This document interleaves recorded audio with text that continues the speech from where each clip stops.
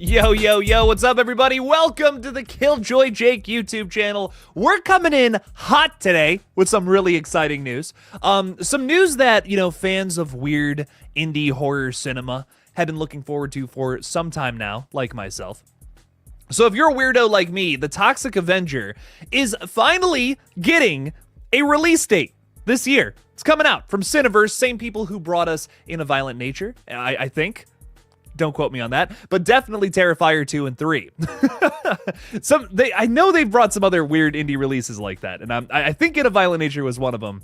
But maybe I'm wrong. Maybe I'm totally wrong about that. I know Terrifier 2 and 3 for sure. But the Toxic Avenger remake from 2023, this is how long ago this movie was supposed to come out, finally dropping sometime soon, ladies and gentlemen. We're going to see this in the theaters. That is Peter Dinklage as Toxie this time around, which I think is nuts. And if you need another reason to see it for how good the cast is, that's Elijah Wood. Elijah. That's our boy Frodo being a bad guy, looking like the Penguin from Batman Returns. I love it. So Jake is just incredibly excited today because that was really cool news. We didn't get a whole lot of other things to talk about today, but that was one that just had me like over the moon, super excited to finally get an update on that one. So just wanted to keep you guys updated, get you in the loop on some stuff. Now let's talk a little bit about some other horror stuff. What's up, King Matthew III, my liege? How are you?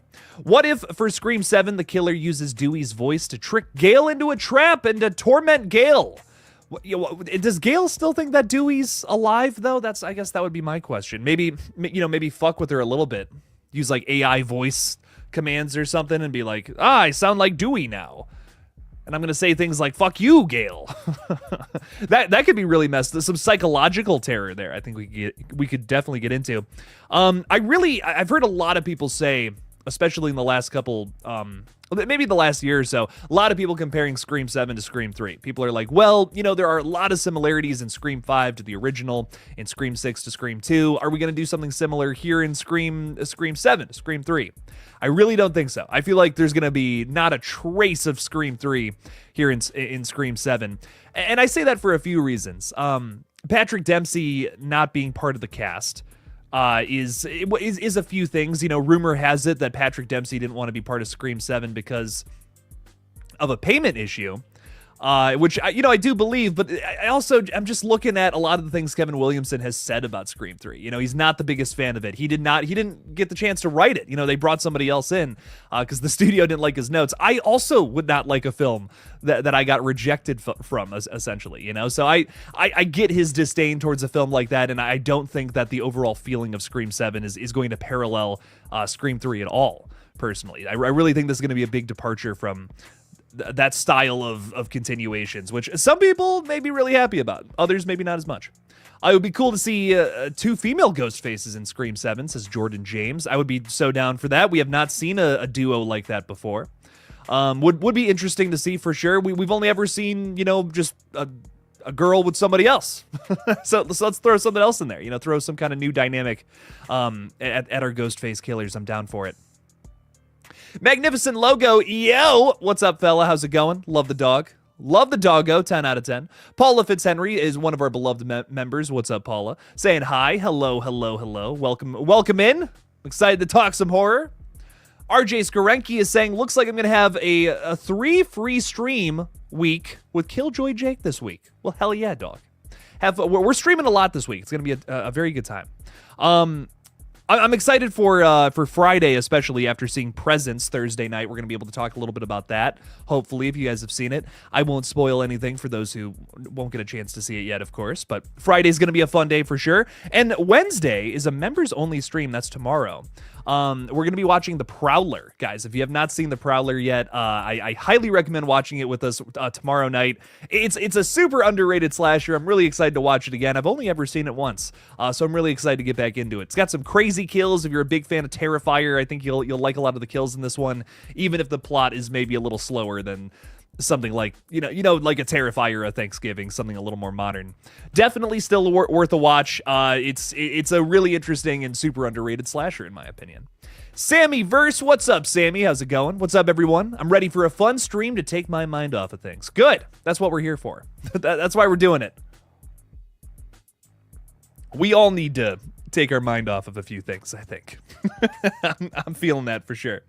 I see some friends hanging out with us over on Kick. I think that's a poopy message though, which just got banned. So if you're just hanging out with us over on Kick and you're a normal person, not trying to sell me on something, that'd be really dope. So hello to our friends on Kick and on YouTube. Follow me on Kick if you want to help support old Jake.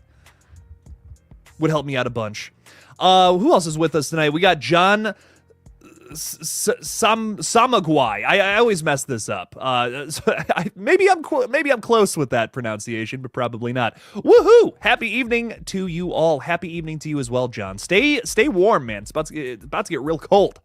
It's nasty here. It's in the negatives here in Ohio, and I got to work at 7 o'clock tomorrow morning, which is rough.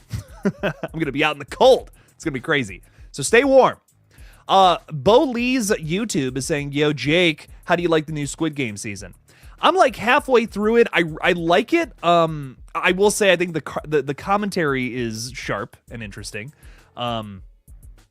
I don't know. I don't know if I love it as much as season 1. I've never been like over the moon about Squid Game, admittedly. I don't know if I was like, you know, my new obsession or something. I think it's cool for what it is.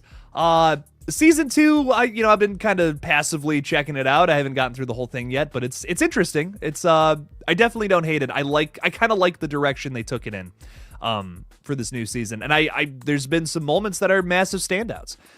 Nothing like Stranger Things for me, because Stranger Things was another one where first 2 seasons I'm like, okay, I like this is fun, but season 3 and 4 really caught me, really grabbed me, and I kind of fell in love with those shows. That and Outer Banks are like my 2 Netflix things right now. Squid Game, it's okay. You know, I'm into it. I enjoy it. I don't know if I love it. I don't know if it's my favorite thing ever, but it's cool. It's got some smart things to say. It's got some gorgeous visuals. I do like a lot of things about it. Perry Moberg, one of our beloved members. What's up, Perry? How's it going? Same. Are you excited? Do you like Squid Game? Are you excited for the Squid Game universe?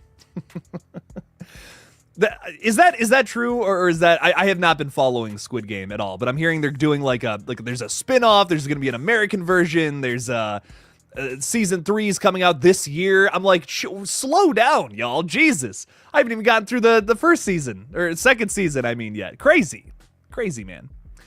Fort Misery Gaming release date for Welcome to Derry yet? ? Rumor has it that's coming out in September, which I'm really excited for, my friend. So I'm really hoping to see it then. That would be a ton of fun. Tyler Ism is saying, hoping all is well, my friend. Glad to make it to a stream. Thanks for being here, Tyler. Appreciate you. Thanks for hanging out with us. What's up? Do you watch Dead Meat, the kill count guy? I sure do. I love him. James and Chelsea are one of the many reasons I started this channel in the first place. So lots of love for them. Jason Carpenter's with us. What's up, man? How's it going? Yo. Our resident Halloween Ends fan is in the house, ladies and gentlemen. Show him some love. Show Jason some love there. GND Aaron YT is saying, God, it's snowing in Florida, but hi, Jake. Ugh. It's snowing all the way down in Florida. That's brutal. Y'all don't see, it's different up here in Ohio. You know, we're ready for it. We're kind of ready for the snow. Down in Florida, maybe not as much. I saw a picture of like snow that Texas got the other day. It was just like this little teeny bit of frost, and they canceled school. I'm like, dog, I had to go to school when there was like snow up to my waist one time. And Texas is like, you know, I don't know about all that. Everything's bigger in Texas, huh? I don't know about them apples. Kyle Gordon is saying, good evening, Jake. Where can we watch The Prowler for free when you watch it on your chat? You can watch it on Shudder, which, like, out of all the streaming services, that one's actually relatively cheap. Tell you what, that one's not too bad. It's like $6-7 a month or something like that. And that's not even a sponsorship. I just really like Shudder. I wish they would pay me. That would be dope, but but no. Shudder's, it's over on there. That's a good one to watch it on for sure. And Netflix is like $25 a month now, which is ridiculous. Who has that? Who has that kind of money to be spending on Netflix? So just saying, if you want to watch a bunch of good horror movies, Shudder's got a bunch of good ones. And it's only like a couple bucks. Not too crazy. Want to say hi to a few more folks, and I just saw Lighting goes through a super chat out there. Really appreciate that. What do you think will happen in The Boys season 5? I haven't even seen season 4 yet. Super behind on that one, Trayvon. Universal Disappointment, thanks for being a member. Currently grinding on DBD, very nice. Movie recommendations for you, Intruder. I've heard of this. I don't think I've actually ever sat down and watched it. Mystery killer running around a grocery store. Cheesy, but a guilty pleasure favorite of mine. I love some cheesy slashers, man. I'll tell you what. I eat those up. They're my favorites. Love a lot of those for sure. Thank you so much, Universal Disappointment. Thanks for being a member. Appreciate you. Same with you, Dean Renner, saying, what's up, everyone? Yo. Yo, yo, yo. What's up? What's up? Rickle Pickles is saying, can't wait for Scream 7. Hopefully Stu shows up for real this time. I mean, with how popular Matthew Lillard is, I would not rule it out. I don't know if it would be an actually good conclusion for Scream. Would it just lean a little too much into the fan service? Maybe a little bit, but we'll see. Who knows? Who knows what it ends up doing, man? I wouldn't be shocked. Michael Parton's also with us, saying today's a great day to be a Sonic fan because I never thought in my life we would be getting a 4th movie. That third one made a bunch of money. I still haven't seen it yet. But personally, I really like the first 2 seasons. First 2 movies. I'm thinking TV shows. I like the first 2 movies. They're fun. We are definitely in this golden age of video game movies, which is really sick to see. I'll tell you what. I have not... You know, when I was growing up, there's a lot of cheesy video game movies. I still have a lot of nostalgia for the Mortal Kombat films. But there's actually been some really good ones that have come out just in this decade so far, the last 4 or 5 years. I can't wait to see what else comes from it, man. I really like the Mario movie. You know, again, not a masterpiece by any means, but it was fun. Same with the Sonic movies. I'm like, these are competent, well-made movies. I enjoy them. I still got to see 3. Keanu Reeves is in it too, and I love Keanu, one of my favorites. So, would love to see what that one's all about. Can't wait to see what this 4th movie entails. Lighting Ghost throwing $5 out there. Thank you for the support. Thanks for supporting the page, man. Again, really do appreciate you. Saying that a chase scene through a news station with Gale would be awesome. And do you think that Kevin is going to do the cult idea that he originally wanted to do for 3? Some great questions all around here. So I didn't get around to it today because I didn't think I could fill a whole video with it, honestly. I thought about talking a little bit about some of these pictures and all that, but I'm just like, I don't know, man. I guess I could say, hey, chase scene with Gale would be cool. That's all I got. That's all I had for that. So I was just like, not going to make the video. But there was some pictures that came out about where they're going to be shooting next for Scream 7. It's some sort of news station. So it could be, Gale is, is it Gale here? Is this her new job? Has she moved to somewhere a little more local out of New York City? I don't know. We'll have to find out. I think it would be cool to see a chase scene with Gale there. Maybe could call back to that sequence in Scream 2, specifically with her and Dewey. That could be fun. That's probably one of the most iconic chases in the entire franchise. Would be fun to do something as sort of a throwback to that in some sort of sense. That would be fun. I still feel like it was a missed opportunity in Scream 6 not to have some sort of one of the locations in that movie be her big show, her big morning show. And have get Gale being chased by Ghostface there opposed to her apartment. And don't get me wrong, the apartment scene is awesome. Really, really gorgeous setting there.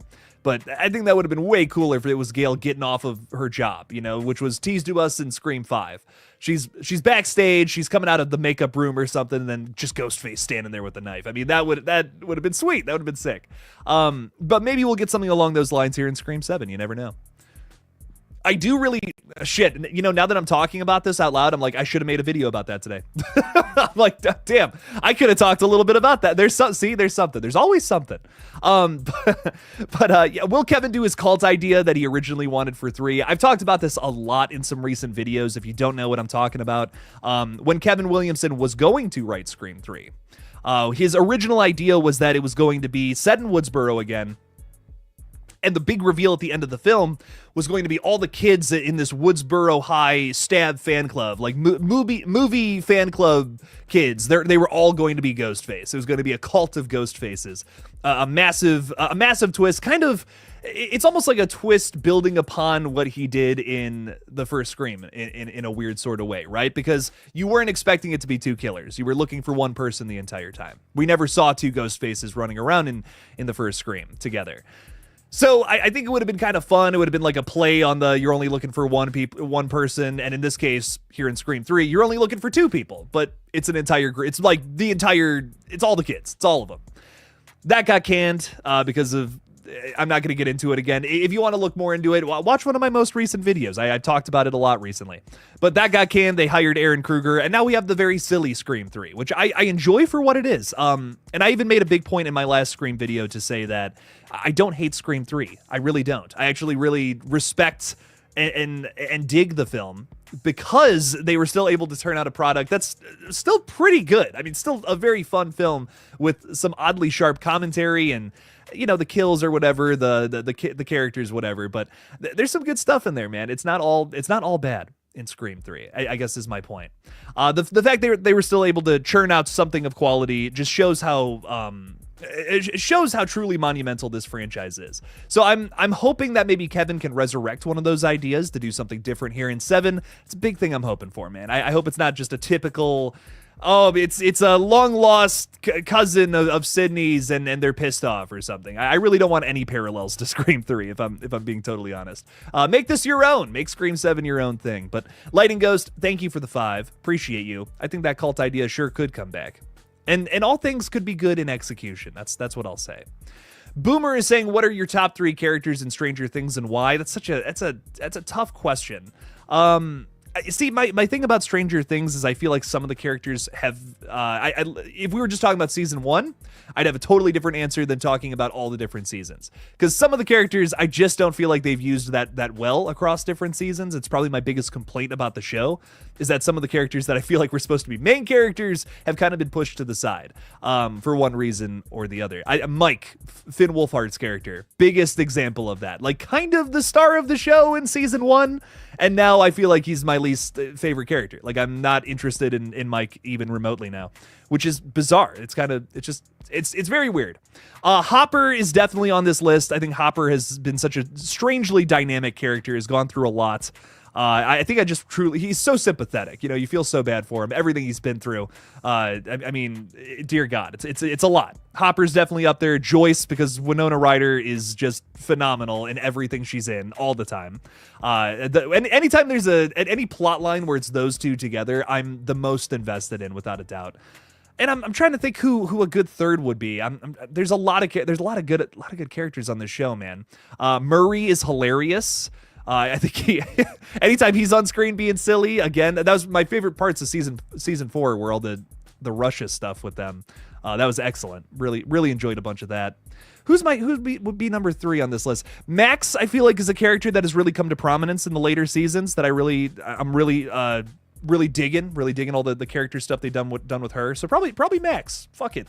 It's a weird list, but I don't care. Those 3 characters rock. Jake, have you finished Outer Banks yet? If so, what do you think about the ending? Without spoiling anything, Outer Banks, I think was excellent, had so much momentum carried throughout seasons 1 through 3. And then in season 4, I just feel like they really lost me. Season 4, it's trying to set up more story when the story was kind of over at the end of season 3, I feel. But I'm excited to see what else happens moving into season 5, which is allegedly the last season. But I'm like, I don't know how to feel about that last season. They kind of are like, oh yeah, all that stuff we were working towards in season 3. Yeah, we're just gonna don't worry about any of that. We're gonna just put our characters back at 0 and tell a new story. And I've never been so frustrated with a television show in my life. But I still love Outer Banks, even if they are just kind of trying to elongate their story so they have more seasons, which is unbelievably clear after season 4, unfortunately. But there is some cool stuff. There's a lot of cool stuff in that show, though, nonetheless. Great performances. I can't wait to see, what's her face? I can't think of her name, but the girl from that show is going to be in the new I Know What You Did Last Summer. And that's honestly one of the biggest reasons why I'm excited for the new I Know What You Did Last Summer film. Because some of the young cast I actually am a big fan of going into this one, which is going to be cool. I got to catch up on the chat because I am behind. Wow. But let's see what else everyone is talking about. We talked a lot about TV shows tonight already, which I'm kind of shocked. I'm kind of shocked about that. This is probably the most I've talked about TV shows in a while. I'm much more of a movie guy. Eddie is top tier on my list. I love all the characters. Eddie's great. Oh, Eddie's excellent. I think for me, when it comes to Stranger Things, I really do like a lot of the characters who we've seen almost in all the seasons. So I think that's kind of why my top three revolve around those characters. There's just so much to them. But Eddie is excellent. I mean, Eddie, you can see why he's a big star now, right? Because of his performance in season 4. He rocks. So I can't wait to see. I wonder if they do any more with him in the future.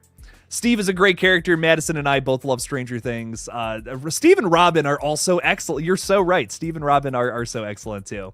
Hopefully we get to see more of them in the next season of Stranger Things here. What else is going on here? Alice in Chains is saying horror greatest. Probably in reference to something else that was said before, and I'm just not seeing it in the chat. But hello there, Alice in Chains. How are you, Mrs. Chains? Jakub Yashansky is saying, yo, can you see my text? I sure can. Hello, how are you? Did you watch The Walking Dead? I got through a little bit of it.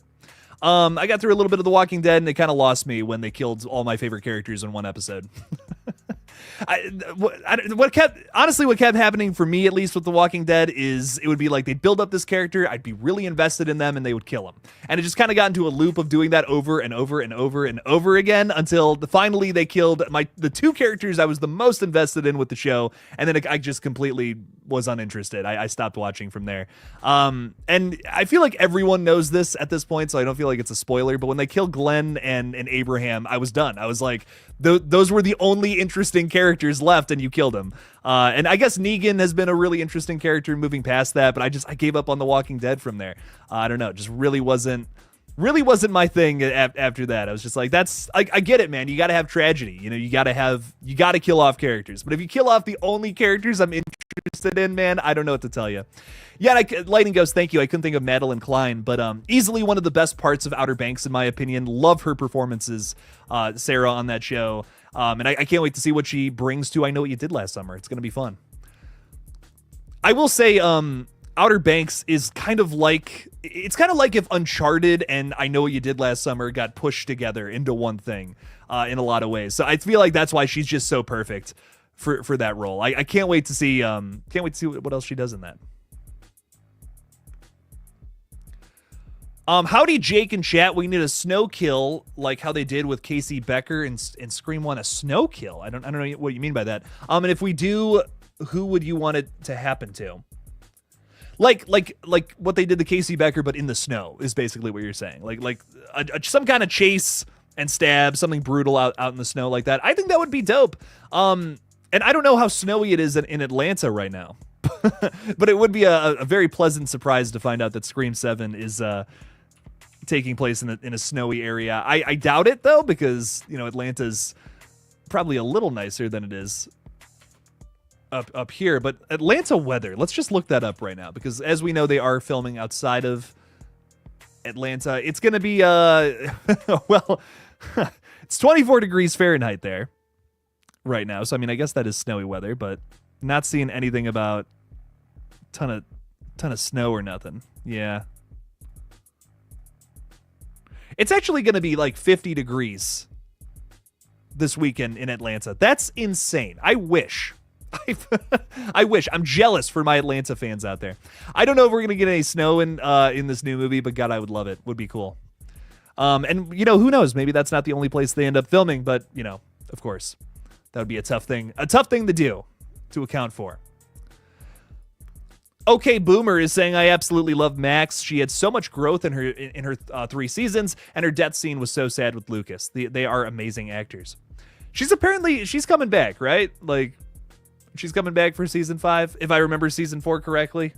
They had a tease at bringing her back, I feel. I'm not true. I'm not 100% sure on that one. I don't think the Scream 6 opening can be topped. It would be amazing. Would have to be amazing to top the Scream 6 opening. I agree. Scream 6's opening is like my favorite part of the whole film. I wish the whole movie was that. Honestly, I wish the whole movie was just the Scream 6 opening. Just seeing things from the perspective of Ghostface was so cool. It was like that's the horror movie I've wanted for so long now. That would have been dope. I will say we have four folks watching us over here on Kick, by the way. Hello. Hello, people of Kick. Welcome in. Make yourself known if you want. I'm not trying to pressure you, but I am watching the Kick chat a little closer tonight than I was last night. So if you want to throw something out there, your boy Jake will respond to it. Maybe. As long as you're not saying, hey, this guy probably has some tiny balls. I just look at this dude's face and I'm like, tiny balls. As long as you're not saying that, I will respond to it. But we'll see. It's 2 here in Chicago. Chilly as fuck. Ugh. It gets real cold in Chicago, I hear. Fort Misery, it's 61 degrees. Psh, that's nothing. That's hot where I'm from. Brutal. Talia is saying, I am very upset over the new mark for Scream 7. I'm losing more and more hope as we go on, TBH. I hope it's better than 6. You know, me too, Talia, but who knows? Who knows? I'm worried. I'm worried about Scream 7, man. I don't have, the most faith in the project, but God, I hope I'm wrong. I hope that this is a secret banger. And maybe when that first trailer comes out in end of the year probably is when we get the first one. Maybe we'll have a little more faith in it when we actually get to see some footage. But as of right now, where we're sitting with a lot of these announcements, I just don't know how to feel, man. It's not a whole lot of good stuff. I just don't think it makes sense to cast somebody like Joel McHale as Sydney's husband. And honestly, I don't even hate the idea of creating a new character for Sydney's husband. I think it makes more sense for whoever Sydney's partner is to be someone who is involved with the Ghostface killings, which is why I was so pro Mark Kincaid. Because I'm just thinking about the character, and I'm like, how could you ever trust somebody ever again after what Billy did to you? I don't know if I can. It's going to be tough for me to believe. But Joel McHale, like every role I have ever seen him in, he is the dickhead. He purposefully plays this dickhead character so well. It's going to be really tough for me to see him possibly portraying the super kind and nice husband character to to Sydney. It's just going to be tough for me to see. But Tatted Ginger is saying, "Hey, this guy's face makes me think he has tiny balls." What did I just say? What did I just say about tiny balls? Damn it. Now everyone's going to think I have tiny balls. What's going on here? It's ridiculous. I love it. ASMR Nocturnal is saying, I don't care if people count out Heart Eyes. I love horror like that shit. I'm excited for Heart Eyes, man. It looks brutal. I've heard some good things through the grapevine that this one is actually pretty sick. It's going to be one to look out for. I have a kill count prediction video. I did this for Terrifier 3 and it did really well. It's one of my most viewed videos. So I'm like, I got to do that for more kill-centric horror movies in 2025. So I have a kill count prediction coming out next week, or maybe, yeah, I guess next week for Hard Eyes. This week I'm doing one on the monkey. Next week I'm doing one on Hard Eyes to predict, try to predict how many kills are going to be in Hard Eyes. Maybe I'm a little up, maybe I'm a little over. A little under, I should say. But I don't know. I think it's going to be a fun video to do. Talk about some of the kills that we've already seen from the trailers and speculate on some others. But yeah, I'm excited for this one. I love slashers, and I especially love holiday-themed slashers, unlike a lot of the Terrifier fans who commented on that last video. Brutal out here. Ty Lee is saying, for some reason, I want to watch some of the worst Nightmare movies. I'm between Dream Child or the remake. Man, you're scraping the bottom of the barrel there, Ty Lee. Dear God. These are two movies I don't think I ever need to see again, honestly. I think the remake has a little more merit than Dream Child because at least it has some brutal scenes. I'll give it that. There are some kills in there that are actually pretty sick. But, man, besides that and some, admittedly, some cool cinematography in the remake, too. Dream Child, man, is just... I don't need to ever see that movie again. I mean, genuinely almost a waste of time for me personally. I don't know. Some of those Nightmare sequels, they're too out there. They're too far out there with some of the very outlandish and comical sequences, man. Antonis, what's up, fella? How's it going? Welcome in. What part of Ohio, without self-doxing? I hit Chillicothe every fall for a mask metal horror convention. Would love to see you there this year.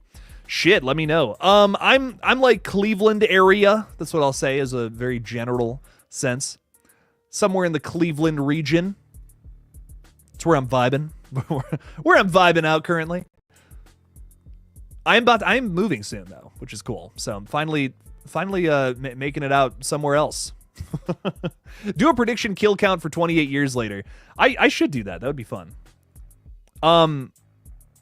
28 years is going to be a little tougher, Nico. I almost want to wait until there's more marketing for that one, because I don't know, from the trailer, don't remember how many like specific kills we were able to see or be able to do theories on. Like with the monkey and hard eyes in particular, I'm writing the videos in my head already. I'm like, oh, that could totally be something. I have something about the monkey too that I noticed in the Red Band trailer where I'm like, oh my god, that's insane. That's gonna be an insane kill. So make sure to check out that video either tomorrow or Thursday. I'm not sure when it's gonna come out, but Gangsterman 2022 over on Kick. What's up, fella? How's it going? Welcome in. Thanks for hanging out with us tonight. Saying Alex Kister is currently working on developing a film adaptation for his analog horror hit, The Mandela Catalog, hoping it becomes another indie hit. That'd be awesome. We have a lot of crazy indie hits along those lines. I don't know who Alex Kister is, but if he's doing analog horror, that's pretty cool. Rock on. I want to see the Backrooms. Finally, want to see the Backrooms movie get some kind of update or a trailer, something. Fingers crossed, fingers crossed we get some kind of update on that. That would be cool. And it would be cool to see something like that as well, man. I'm all about it. Analog horror is it's kind of this weird, super popular thing. You can't even call it underground, but there's not a whole lot of like movies that you could say are like analog horror. There's a few, right? But it's not like anything that's taking over mainstream movies specifically. It's something I see literally every day on like an Instagram video or something along those lines, but there's not like a ton of movies that kind of fit that catalog, which is kind of strange. It is kind of strange to me that that's not something that's more popular in the movie space. Did I see the Dark Match trailer? Yes, Flesh Suit Man. I'm actually very excited for this one. Dark Match has Chris Jericho in it, and I believe other wrestlers. I'm not super well versed in all that, but Chris Jericho I know from Terrifier. Unfortunately, that's where I know him from. So that's exciting to me. I've heard some very good things. Some of the Terrifier folks I'm friends with have said definitely got to see this one and cover it when it comes out later this month. So I'm definitely going to be checking it out and doing a review of it because I believe it hits Shudder specifically on January 31st, which is the same day that Companion comes out. So you're going to see a lot of reviews at the end of next week. Let me tell you. I got a lot of very fun uploads coming this week between the monkey video I was just talking about, which I tried to get ready for tomorrow, but I don't know. It's coming sometime. A review of Presents, maybe, any updates of things that come out. And then I also have a little interview coming out soon with the cast and crew of the latest Asylum movie called Heretics, which, yes, is a mockbuster of Heretic from last year. And I'm excited to talk with all of them. It's a found footage horror movie, too, which is probably surprising for those who saw Heretic last year. And you're like, what?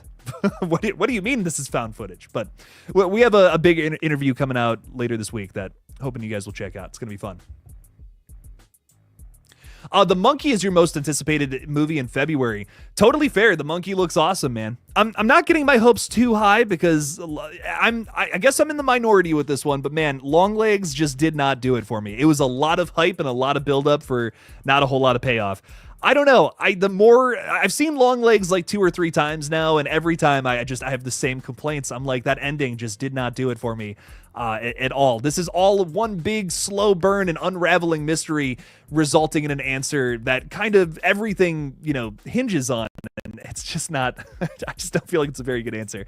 It's kind of just a art house Annabelle film after all, and not a crazy slow burn, criminal Silence of the Lambs influenced thriller that I think it probably would have been better had it actually focused on that and not just advertised itself as such. But The Monkey, I have a little more faith in from Oz Perkins, simply because I feel like it's leaning into the things I loved the most about Longlegs was the goofiness, the comedy element to it, the silliness of it was easily the most effective thing for me personally, and The Monkey seems to be wholeheartedly centered on that.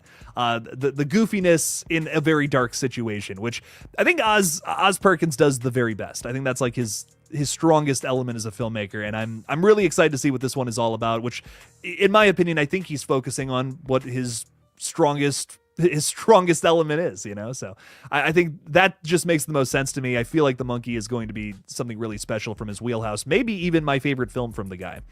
But we'll see. You know, I don't want to say that too early. RJ Skarenki is saying, how about a scene with Sabrina Carpenter in Scream 7 when she's killed by a ghost face by an espresso machine? I mean, you know, she loves horror, apparently. That one music video she did has Rowan Campbell and Jenna Ortega in it, and they're just getting killed. Lots of death, a lot of blood and guts. It's crazy. So you never know. You never know who's going to pop up in these horror movies. I mean, we just had Halsey in Maxine, so, you know, you never know. Things like that happen all the time. These worlds collide, and you see a bunch of crazy people. I all together in like one big project like that. I love it. I love stuff like that. Drizzy Fest is saying wrestling fans can't stand Chris Jericho anymore, Jake. He ruins everything. Example, spoiling his death in Terrifier 3. That's funny. You know, he just seems excited to me. I have really no opinion on the guy. I hear he's really nice in real life as well from people I've met who have met him. So I have nothing negative against the guy, but he was a little excited for Terrifier 3. I'll give you that. He did kind of talk about the fact that he dies in Terrifier 3, but I feel like we all kind of saw that coming, right? We all kind of knew at the end of Terrifier 2, oh, they're saving him for the opening scene of T3. We know that's coming, right? So I thought that was funny to me more than anything when that article came out. And real quick, Madison, I am watching Kick. So I am watching it like a hawk this time because Madison was grilling me for missing the only chat I got. I got Monday night over on Kick. It came like right at the end. And I was so mad. I'm like, I'm trying to build this following on Kick as well as YouTube. And I missed somebody named Diggity Wiggity Wah, which I think is a hilarious name. Someone finally came in and wanted to talk horror, and I totally missed it. So I'm still watching Kick. Still watching if anyone's hanging out with us over there. We got 5 viewers on Kick, though, so hello Kick fellas. What's up? But anyways, getting back to some YouTube comments here, we got Jeremiah Morales saying Barbarian or Hereditary. It's a great question because these are two of my favorite horror movies from the last 10 years or so. I think Barbarian is a little more palatable, but Hereditary I just feel like is a stronger film overall. It's you want to talk about a slow burn that builds into just pure insanity, something that's just truly something like a massively big punch.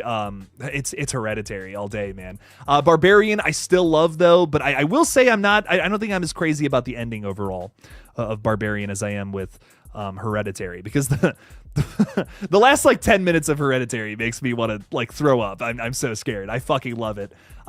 Scary naked people is an unreasonable fear that I have. Like, I'm just always scared I'm going to wake up in the middle of the night and someone's going to be smiling at me completely naked. And it's because of that film. So Barbarian didn't scare me quite as much, but I still really enjoyed it a bunch. That is such a fun, bizarre mystery to go through, let me tell you. So please put the physical copy out of Barbarian as soon as humanly possible. Nothing would make me happier.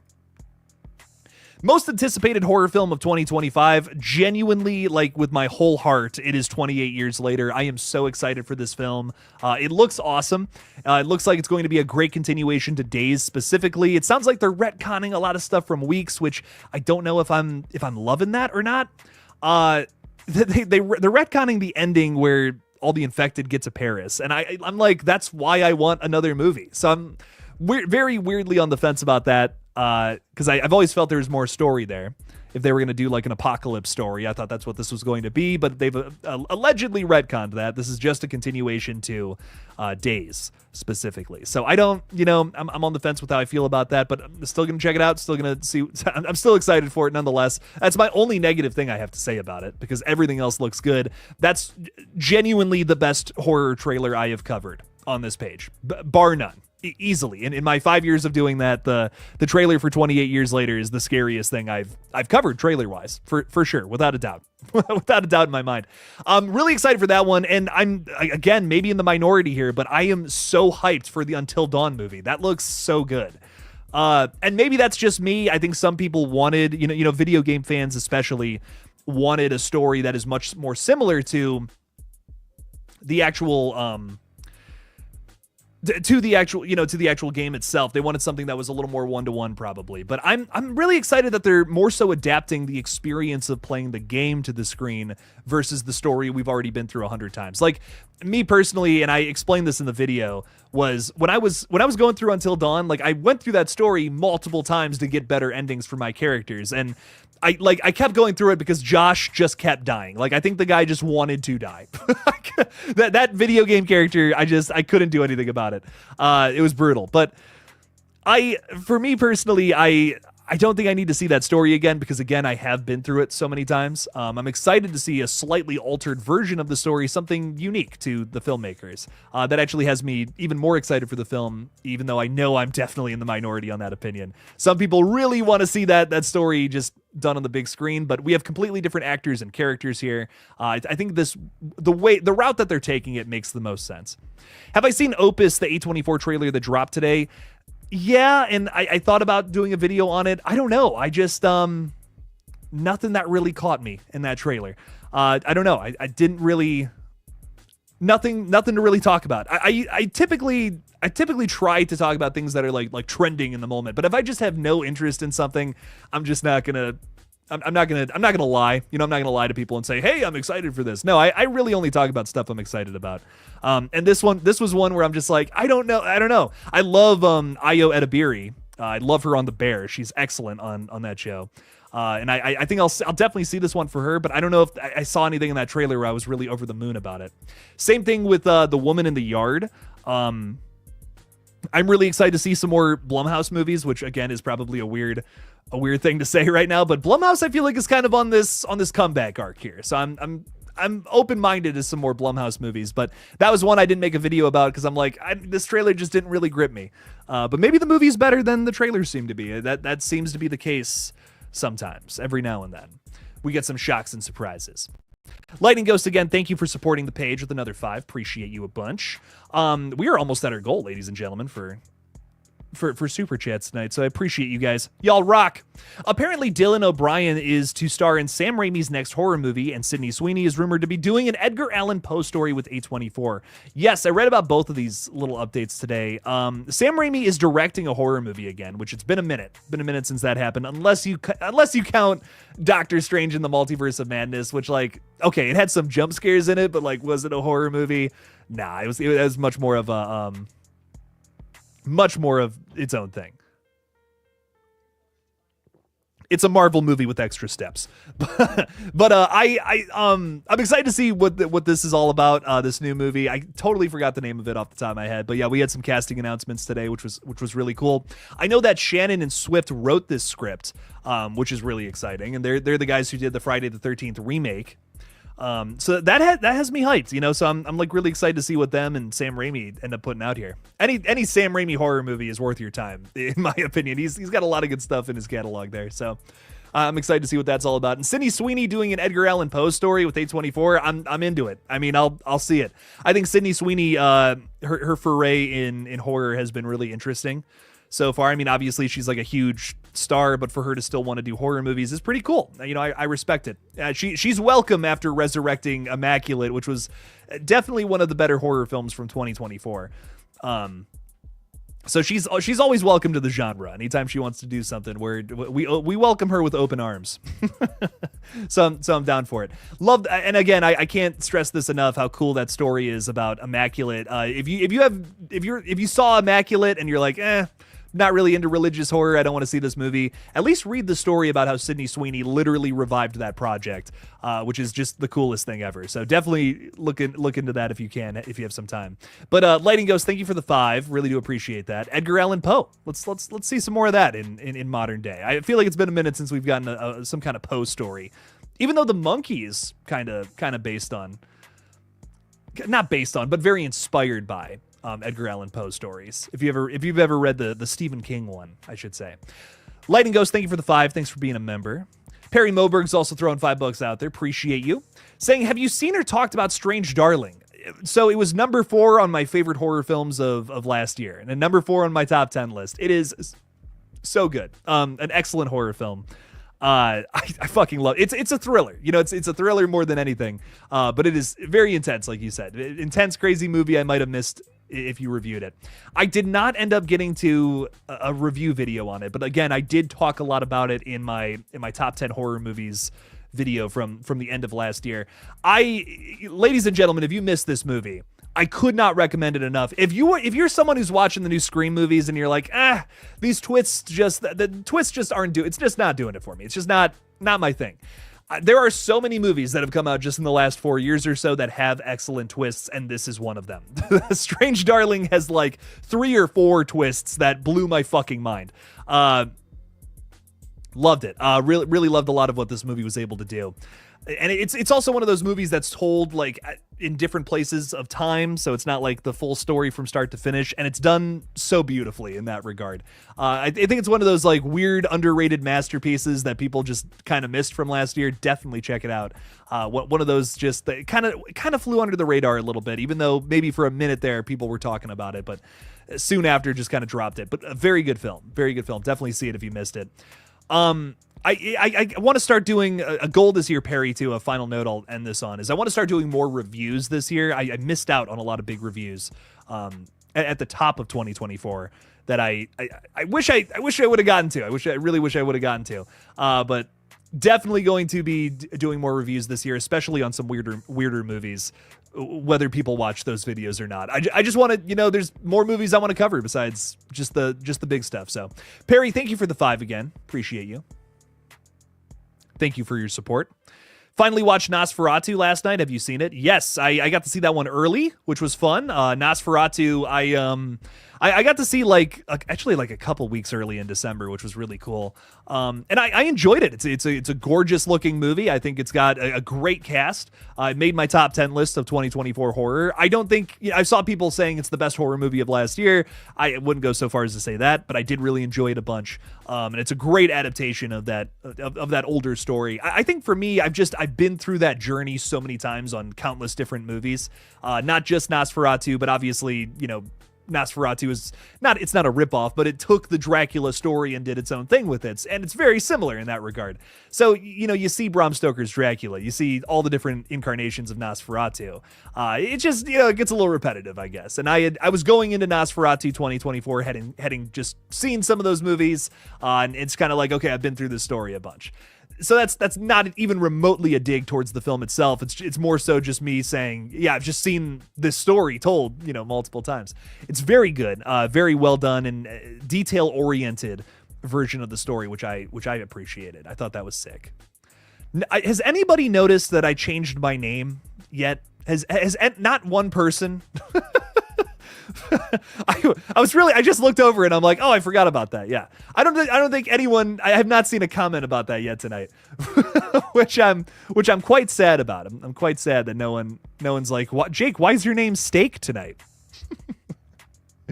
Kyle Scun 48 over on Kick. What's up, Kyle? How's it going, dude? Saying, which Prowler are you watching tomorrow night? The 1980s version. Yes. Yeah, I believe the film is from 1981. Old school slasher film. It's awesome. And Kyle, I see you're watching the streamer over on Kick, which I really appreciate you for. What's up? Welcome. But if you hop over to YouTube, where if you become a member, we're doing a members only watch party here tomorrow night at 7 o'clock Eastern time. So there you go. Or just follow me on Kick, whatever you want to do, dog. I go live every other day of the week, pretty much. So, but I'm really excited for the Prowler. I really love this movie, and again, it's one I've only seen once before, so I'm excited to watch it again. Tomorrow night, in literally 24 hours. What else is happening here? Paula said she had a question. I tagged you in a question, Jake. Please read mine. Here we go. Is it possible for Sydney to have met Mark Evans off screen in Scream 3? I'm sure they're going to write some kind of backstory for how they met each other. And maybe why Mark, wasn't in like Scream 4, for instance. I'm sure they're going to come up with something. To me though, if I'm Sidney Prescott, if I'm this character who has gone through multiple betrayals with family and loved ones, I just don't see that character ever being able to fully trust somebody who she couldn't clear. And to me, what also doesn't work about this, and that's, I'll admit, like, that to me is something the general audience will not care about. Like, general audience members going into Scream 7, seeing Joel McHale as her husband, they're not going to be thinking about that. They're not. Most people aren't even going to care about that thing. The biggest problem is the fact that they cast Joel McHale in that role. Now, no hate towards Joel McHale. I think Joel rocks. He's awesome. I love him on Community. I love him in Ted. I just watched Ted the other night. He's hilarious, but he's like the perfect asshole character. Like, that's what he plays so well. I just don't see him playing the husband to Sidney Prescott. I don't buy it. And maybe he's awesome in this role. Maybe I'm totally wrong. Maybe the casting director sees something in him that does work. I don't know. And maybe, and then there's also the question of, is he Ghostface? Well, is he going to be our killer in Scream 7? And to me, I'm just like, dude, if it's another person who's that close to Sidney that she didn't see being Ghostface, I'm going to start questioning Sidney's intelligence, dog. Like, you're telling me you married some guy, had multiple kids with him, and he wants to kill you. That's what you're going to try to sell me in a new movie. I don't buy it. I'm sorry, man. This is a character who has gone through it, dude. Who has gone through it. I don't think she's going to be dumb at this point. Like Sidney is a hardened veteran fighter of Ghostface. I don't see her being fooled by somebody that close to her again. But I don't know. I know this is not even remotely a Joel McHale hate channel. I love Joel McHale. He's great when he's doing his shtick, but he's just not he's not Mark Evans. He's not this Mark Evans character that the film is likely going to try to sell me. And, again, no hate towards the guy. He's very good as that one role. He's very good in that one character that he typically plays. Joel McHale's in this movie called It's a Wonderful Knife, where he's part of the twist, part of it, and I just don't think it works. It's my least favorite part of the whole movie. And I'm just like so worried that Scream 7 is going to basically take that same twist and apply it to their own story. And that, to me, I just don't think works. That's easily the weakest part of that entire film. I really do like the way that It's a Wonderful Knife kind of makes fun of the typical, teen murder mystery style slasher and kind of flips it on its head all in the opening scene. That's really fun to me. But then when it tries to do a big twist later on with Joel McHale's character, I'm just like, what? No, that doesn't work. What do you mean? That was hilarious what you guys did in the opening scene, but keep it at that. The rest of this movie can just be, we know what's going on, and that's the fun of it. But I don't know. Joel McHale, I hope he gives a good performance. I would hate to see him become the new Corey Cunningham. I really would. I would hate to see him just be a character that is so out of place in a franchise with so many beloved fans watching and being like, what the fuck is this? This is not the kind of movie that we were looking for in this franchise. I would hate to see something like that happen. But yes, Paula, to answer your question, to get back to loop this all around here, I do believe they'll do some sort of, oh yeah, I remember when we met in Paris or some bullshit. We'll have something like that in there. Time Traveler sneezes. KillJoy Jeremy, Scary Movie 7, Art the Custodian, Saturday the 14th, Nightmare on Highway 101. That's pretty funny. I like that. I'm excited for Scary Movie 6 though, man. I'm really hyped for that. Can't wait to see something ripping on requels a little harder than Scream 5 did. Jeremiah Morales, what's up, fella? Thank you for the $2. Appreciate you. Summer of '84, most slept on movie of all time. Summer of '84 is excellent. I've had the writer of that film on this page a few times, Matt Leslie. He's awesome. And I've told him both times, I'm like, dude, Summer of '84 is so good. I'm like, you don't get enough credit for that movie. It's awesome. It's kind of Stranger Things before Stranger Things. And the problem with this film is it didn't get that credit because Stranger Things was obviously way more popular, and they came out around the same time. But it's a real shame to me because I feel like Summer of '84 could have been a film that had that much gravitas, that much attention, and a big spotlight on it, had it not come out at the same time as something like Stranger Things. But Summer of '84, very good film. It's a very subtle thriller too, which I like. I just watched this movie called Red Rooms, which I believe came out last year.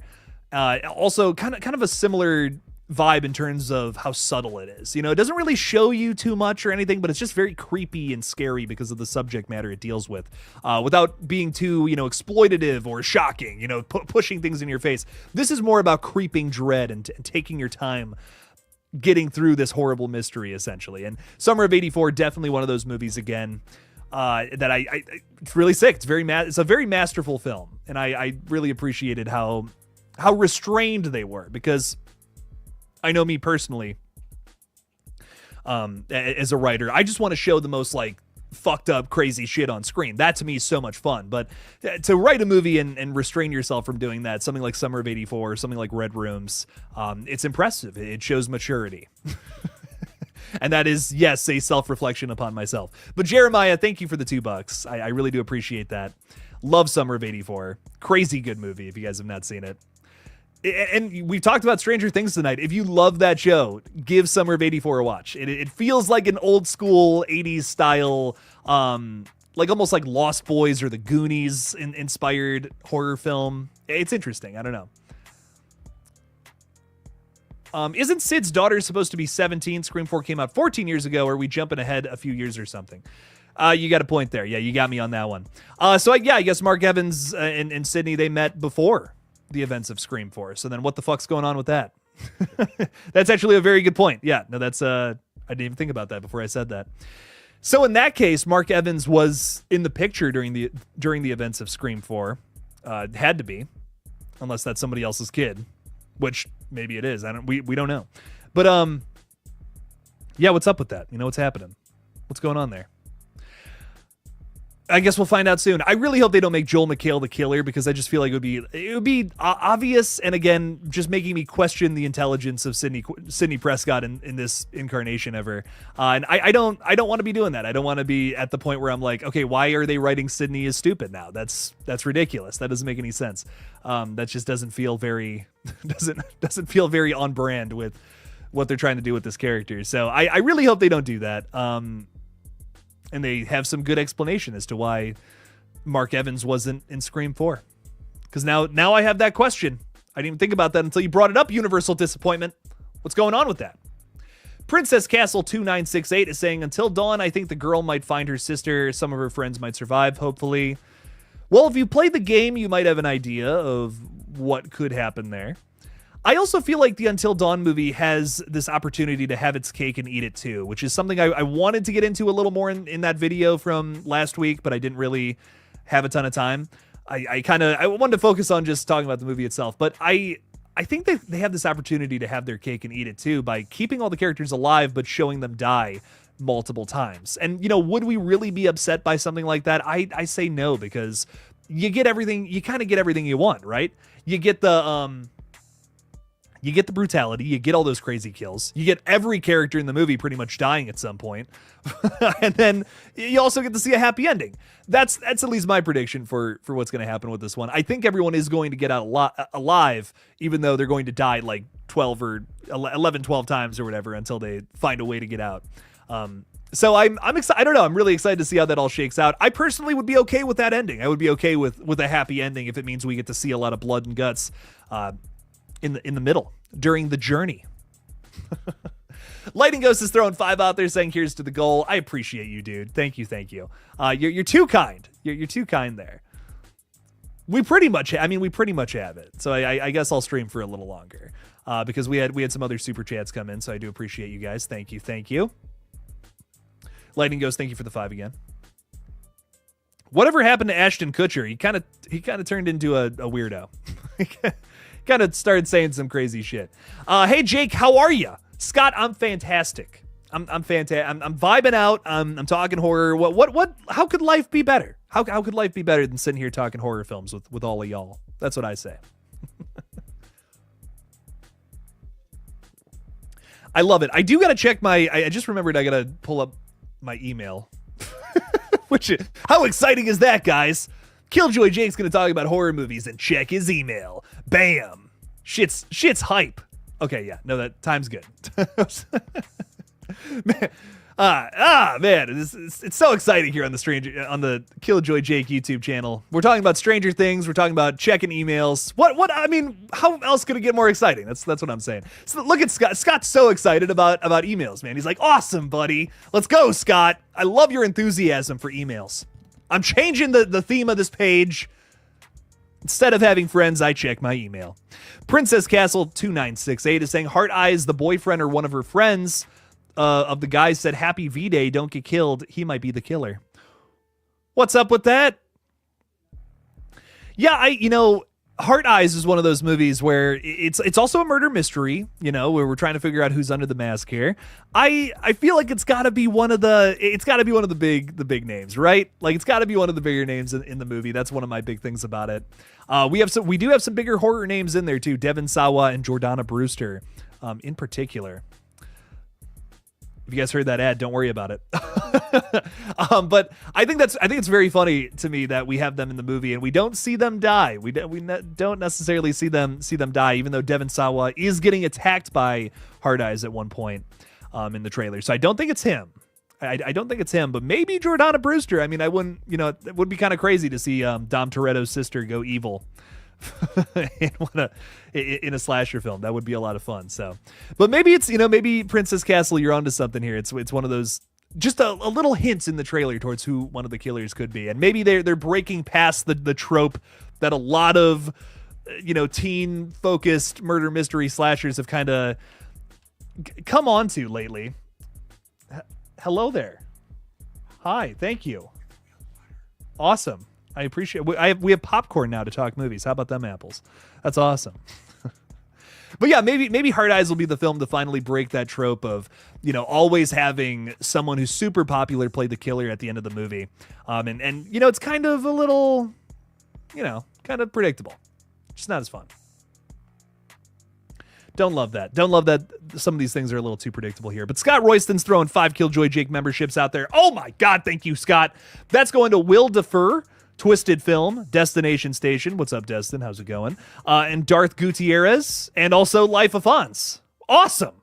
Nice. Welcome to the fold, everybody.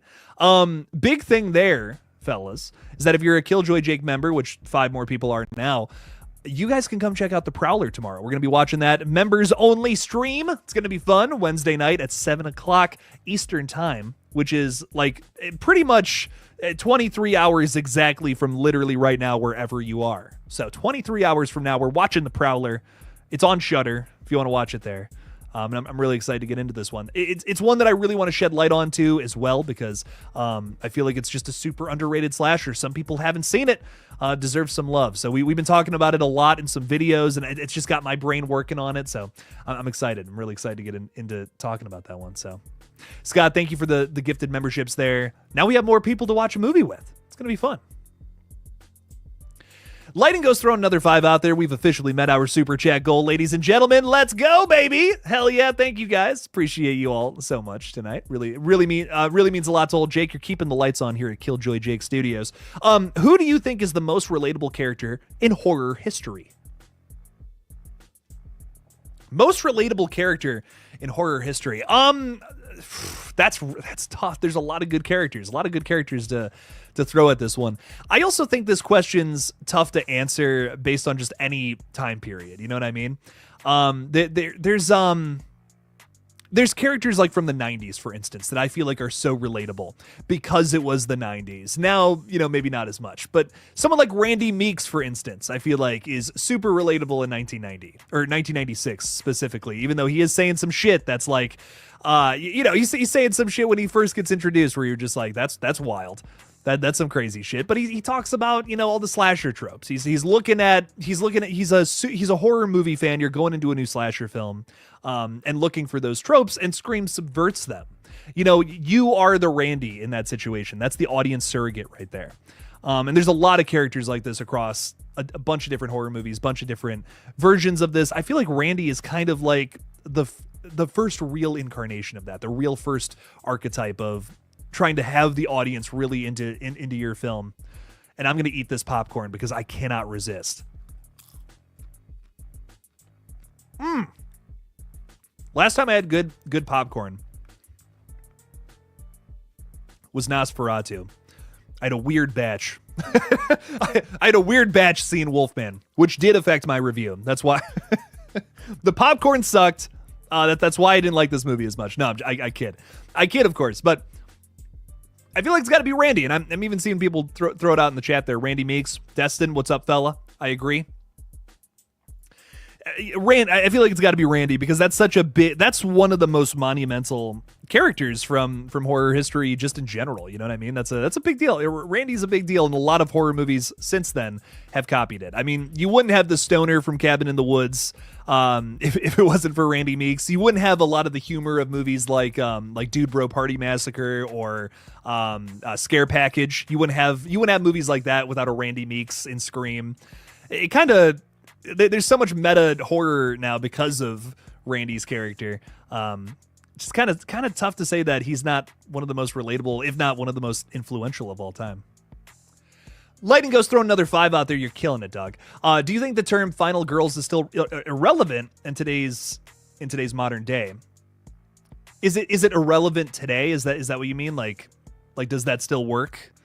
There are absolutely still characters that fall into this trope, and sometimes there are other people who are still left alive, but I mean, Sienna Shaw most recently in Terrifier 3 was the last person standing by the time we got to the ending of Terrifier 3. I mean, if we're talking about protagonists, right? Because Gabby, we don't know what's going on with her. we don't know what's going on with Gabby. She got sucked into a clown cafe portal. But I will say I think the definition has changed over time, I think that Final Girls now, it is very different from expectations from the past. Like, I think, again, there's kind of two, you can really boil down, in the most general sense, slashers into 2 time periods. After Halloween and after Scream. And again, a lot of other things have happened, in those time periods, but those are the biggest shifts we see. And biggest thing there from 1978 with Halloween to 1996 with Scream is the final girl is kind of the same thing every single time. Last person to live. She's the virgin typically, sometimes, like Jamie Lee, and sometimes she takes out the killer, or sometimes she doesn't, right? But then after 1996, that changes because Sidney Prescott breaks all the rules and still survives, still takes down her killer at the end of the movie, and now we can kind of do whatever with it. So, Final Girl, it is something that has absolutely changed over time. I think the term still works today because, again, we still see people that follow this trope. Sorry if I'm boring anybody with this topic, but it's interesting to me, at least. But I like it. I think it's interesting that we can still, it's still a trope, still an archetype, but definitely is much different in the modern day versus how it was back then. I also think, and one last note on that, I promise I'll shut up, I also just feel like the way we look at heroes nowadays is much different than how we did 50 years ago. Right? To me, that heavily influences what your heroic characters will look like in horror. So I think that, I don't know, to me, I think that affects even something down to like a final girl character like that. And not just in horror movies either, just like movies in general. Heroes look different in movies nowadays than they did back 50 years ago. And there's a reason for that. It's just because society and culture changes. Princess Castle is saying, why should the Chicken Man, aka you and Art, be BFFs? Let them make a BFF horror slasher together. I don't think Chicken Man and Art the Clown would be friends. I see a lot of people drawing comparison between the two, which I think is pretty cool. I'm honored. But Chicken Man's a tragic villain, though. He doesn't have fun doing what he wants, what he's doing. He doesn't want to be killing. And that's kind of what draws me to the character. That's what makes him stand out from something like Art the Clown, I think. But he is brutal. I mean, he does kill people in very brutal ways. But it's because he has to. And Art, it's just because he's doing it for fun. He's having a good time. He's vibing out. But I love it. Definitely, guys, if you haven't seen Chicken Man yet, it's almost at 3,000 views. Would really appreciate if you guys were able to check that one out. And hopefully we can do more at some point in the future. Would love to do more Chicken Man Chronicles in the future. Leonardo DiCaprio, appreciate you. for coming out and gifting a membership there. Appreciate that. That went to Antonis. There we go. So Antonis is able to join us for the Prowler screening tomorrow. It's exciting stuff. But Leonardo, I appreciate you a bunch. Saying Chicken Man was great, by the way. Hopefully it's your big break. Dude, I appreciate that, man. Thank you. Thank you so much. I'm glad you liked it. I am. The positive response to Chicken Man has been something else. It really means a lot to me. And with Red Right Hand, I figured people would have fun with it. It's a Scream fan film, so you have that familiarity. But diving into something original, I was worried. I was like, ugh, is this gonna work? Is this if I swing too hard here, is it gonna be something that people aren't going to be able to get into or something, But we tried to make it as palatable and simple as we could, just to be like, hey, here's this slasher villain. It's kind of all we wanted to do with that short, just to be like, hey, let's throw this character out into the world and see if people like him or not. That's kind of essentially what the first Terrifier short film does, and we were inspired. You know what I mean? We were inspired by that. We wanted to just kind of have our own slasher villain along those lines, and hopefully we can throw him at a bigger story sometime in the future, because I think there's a lot more to Zeke than you've even seen on screen. One of his biggest secrets isn't even in that short film. So I'm excited for everybody to see more. And if you can hear me crunching this popcorn, it is just as good as you think it might be. Get yourself some popcorn. Treat yourself on a Tuesday night. Noah is saying hi. Hello, Noah. I like your profile picture there. That's sick. It's like minimalistic and a total vibe. It's awesome. I love it. Good stuff. What's up, Noah? Welcome in, dog. I can't stop eating popcorn. I'm so sorry, everybody. What lies beneath the saying, what would Jamie do? He would stop showering for a week and get into a ball and cry. He's a gross little guy. Jake, you ever seen You on Netflix? I've had a lot of people tell me, dude, watch this show. It's awesome. I need to sit down and watch it. It's a ton of seasons though, which intimidates me a little bit. I did just get through 4 seasons of Outer Banks, so I guess I can, I guess I can do it a little more than I used to. I used to just start shows and not finish them, and that to me was like, I could have watched a movie or something. I'm much more of a movie guy, I guess. But I would love to see more. Would love to go through some more shows. There's a lot of good stuff out there. Stuff I'm totally missing out on too, I feel. From is a show that I see so many folks, especially on here, talk about, that I'm like, I gotta get Apple TV and watch that, man. That sounds really good based on some of the things I've heard. But it's sick. Sounds really cool. Does extended cut mean extra footage? Yeah, it depends. Yeah, totally depends. Yes. Most times, yes. Well, yeah, extra footage, yes. There's more, yes. It always means there's more footage, but it could mean stuff was reshot, or it can mean a variety of different things. Sometimes there's director's cuts of movies where they maybe they film something new and throw it in there to make something about the film work better, or whatever. There's a lot of different reasons why things like extended cuts happen, but it usually almost always means extra footage, yes. What is this? DC animated horror, aka Creature Commandos. Get Chicken Man in there. That would be awesome. That would be cool. Have him part of the squad. From is excellent. Best show on TV. I really gotta watch that. I've heard nothing but good things. It's got some of the Lost cast in there, which I love. Lost. That was a show that I used to watch. Really hope Kirby appears in Scream 7. I do too. Kirby, she got rumored to have her own spin-off movie, which I thought was really hype. Really excited for that if that ends up happening.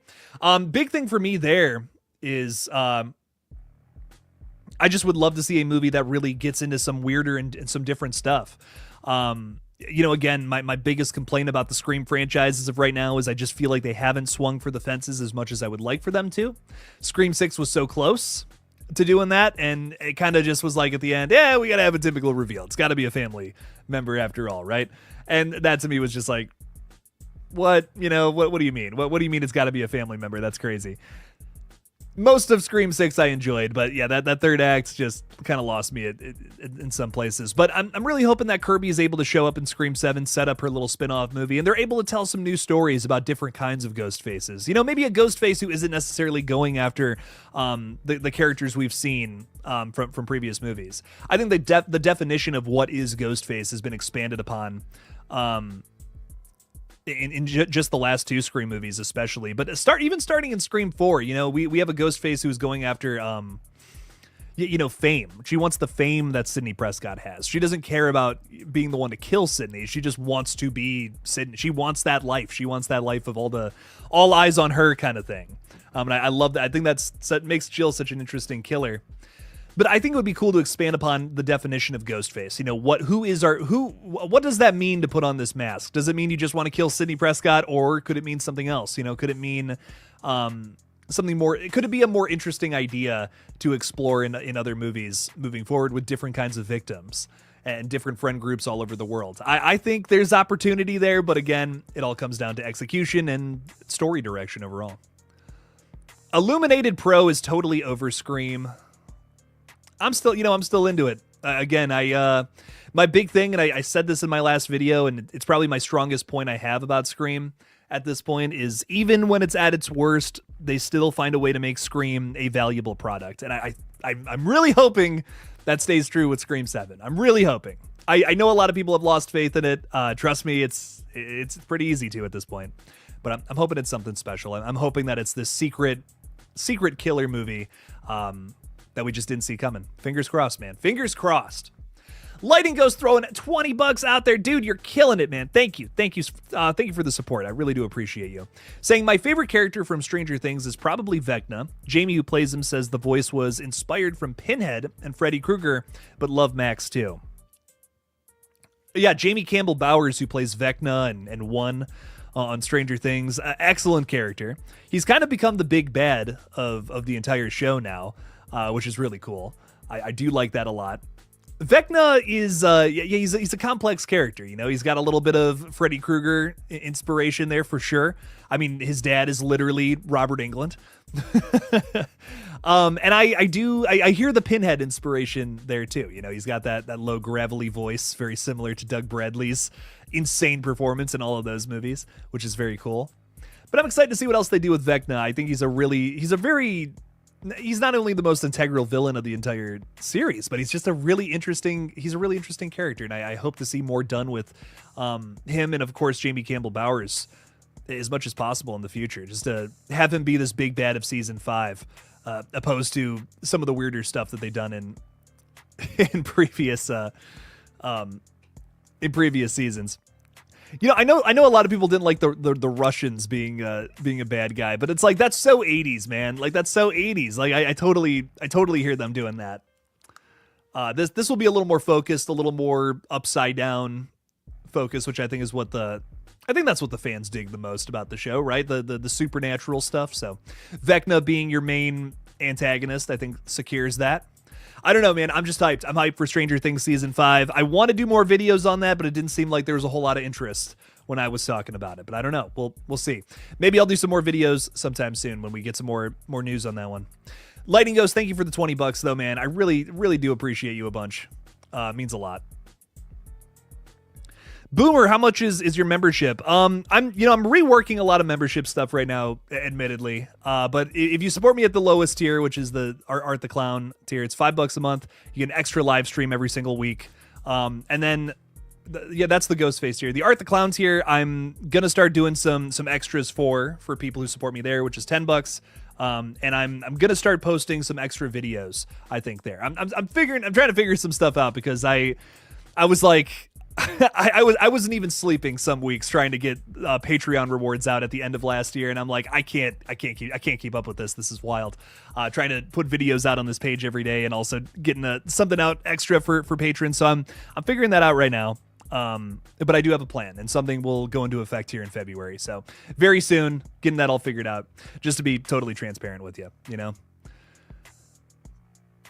I definitely have not been as consistent as I would like to be with that, but things are going to start changing for sure. Things are going to get a little more fixed up here in the next couple of weeks. But yeah, something else I will leave you guys off with here. I'm probably going to go for another 10 minutes, and then I got a big interview. But something else I want to leave you guys with here is I'm posting a video at some point this week, hopefully tomorrow, fingers crossed tomorrow, and it'll be a big kill count prediction video on the monkey. How many kills I think we're going to see in the next Osgood Perkins movie. Definitely check out that video. Really excited for you guys to see that one, and I want to hear what your guys' predictions are as well. If you think I'm too low with my prediction, too high, I don't know. I'm definitely a little high, but that's besides the point. Anyways, Jason Carpenter's with us saying, Jake, I'm watching Speak No Evil on Peacock. I think it's Blumhouse's only hit from 2024. It's solid as fuck. I really enjoy Speak No Evil, Jason Carpenter. I do dig it.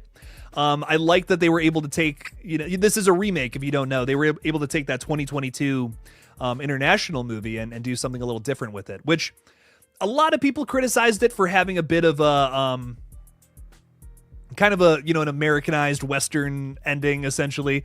Which I hear you, but I'm just glad they did something different. It just wasn't exactly the same thing as the 2022 film, which I appreciated. So I enjoyed Blumhouse's Speak No Evil. It's definitely a better movie for them for sure. I even said in my review, I'm like, this is Blumhouse's first hit in a while for me personally. Really loved the performances. I will say though, the 2022 movie is definitely better. If you have not seen that one, Jason, definitely give that one a watch.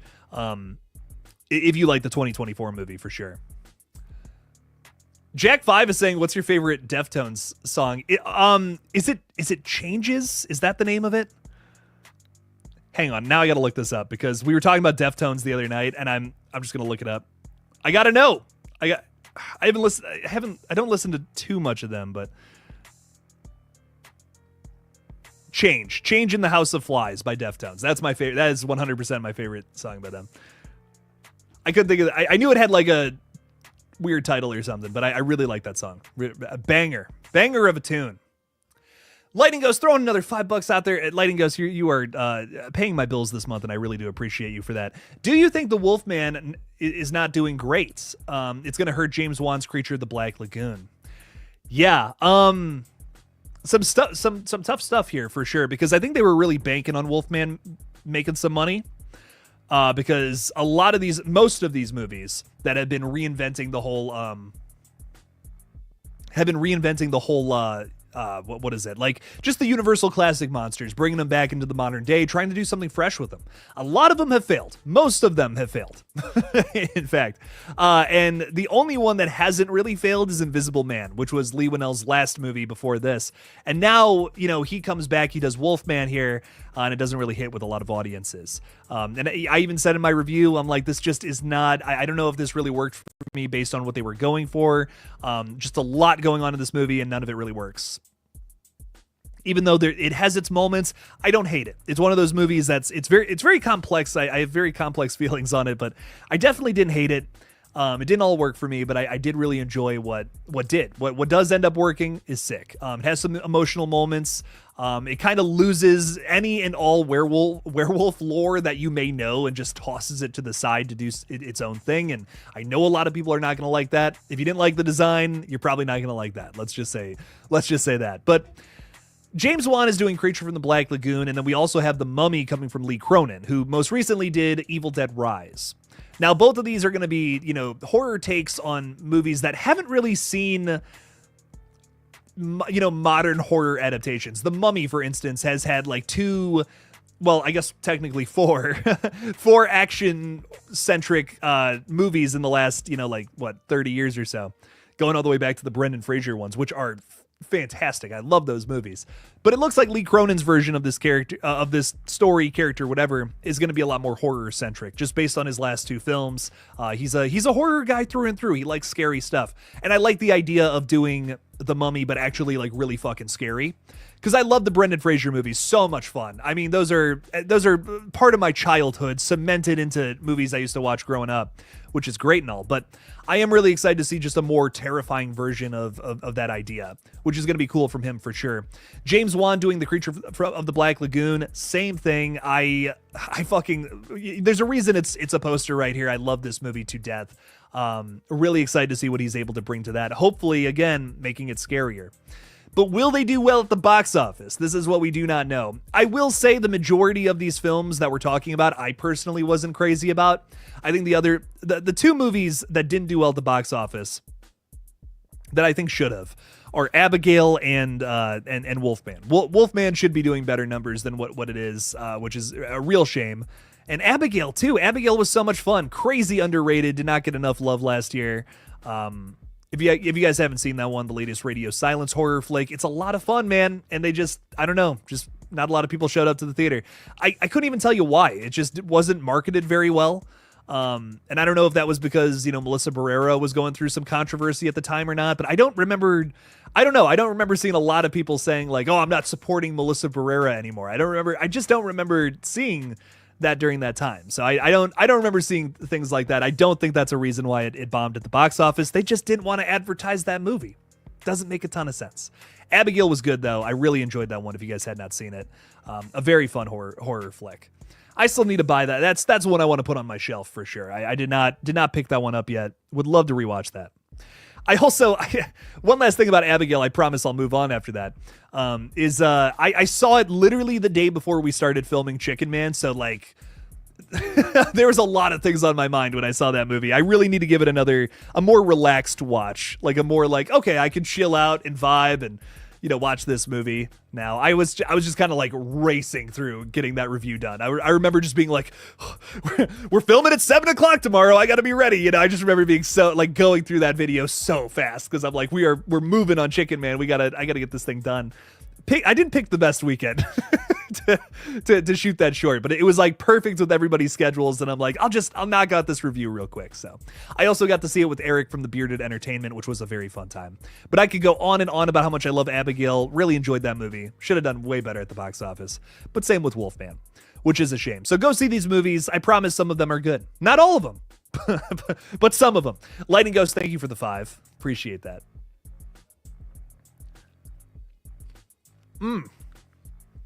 What do you do to get out of a funk? That is such a great question, Illuminated Pro. I was in a bit of a funk today. I just couldn't decide on what video I wanted to make. I'm looking at all this Scream stuff, and I'm like, I feel like if I post a video about this, people are going to be like, oh, Jake's scraping the bottom of the barrel, of the Scream things. And I kind of just let myself get into my head, The best thing you can do when you're in a funk is sometimes you gotta take a break. Sometimes you gotta just sit in a corner and figure it out.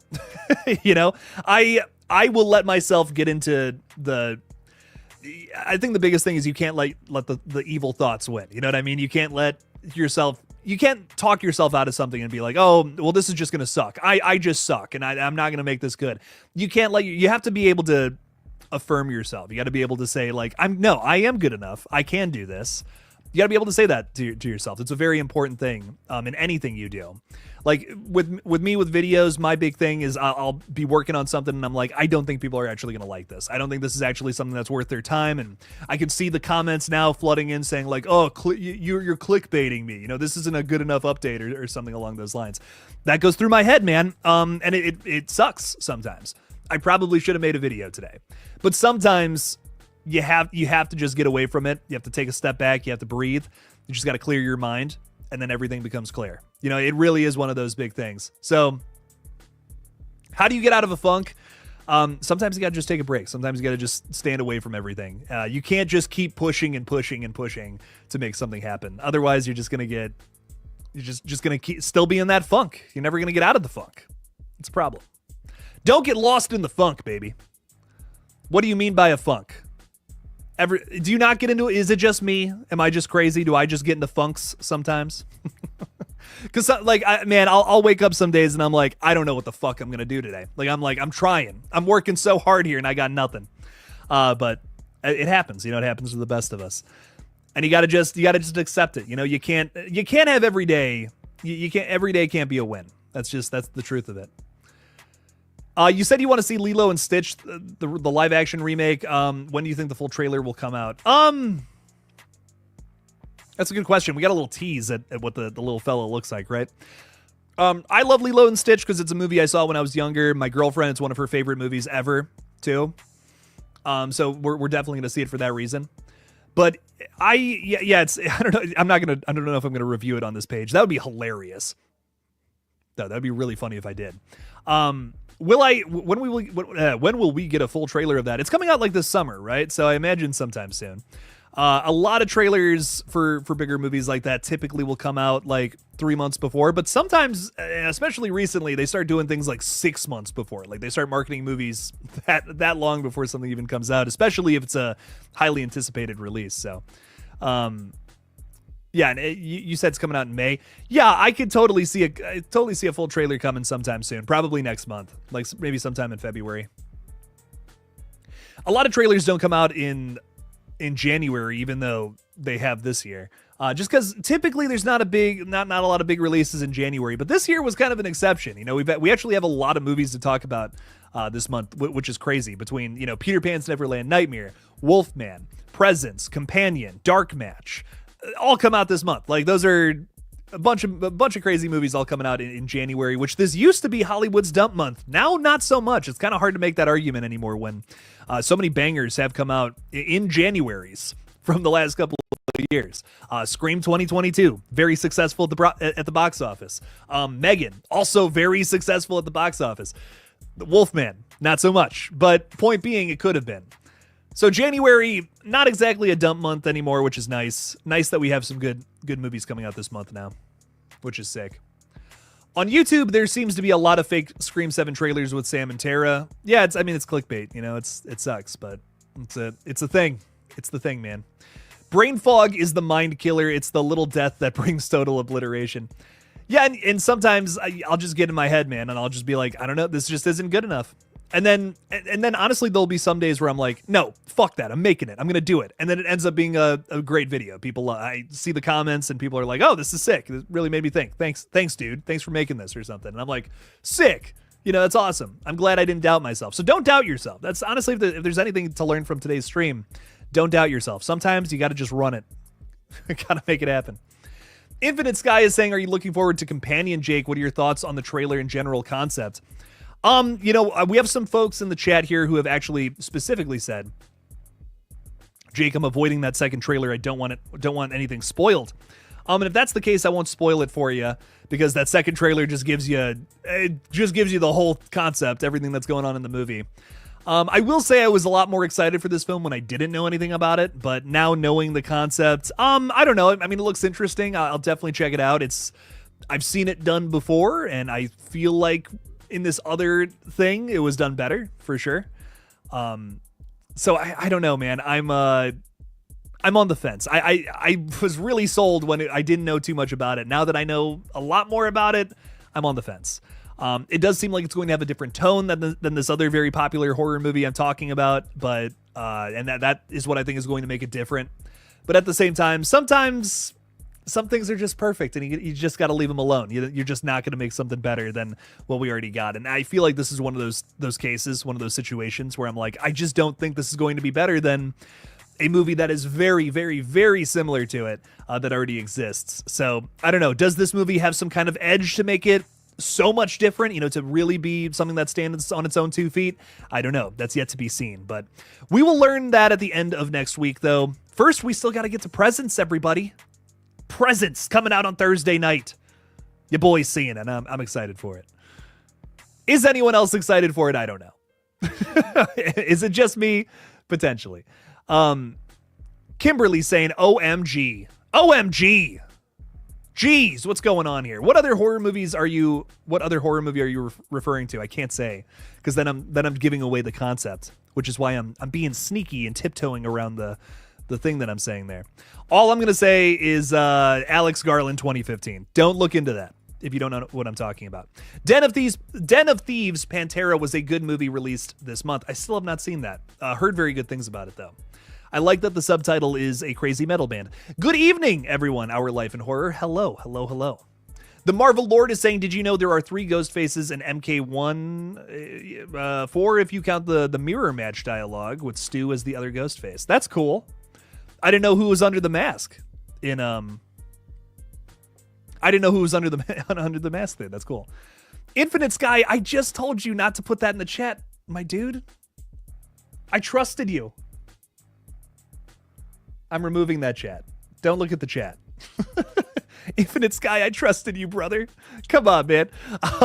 Would you be down for a Final Boy and Scream or as our new lead? I'm not against Final Guys.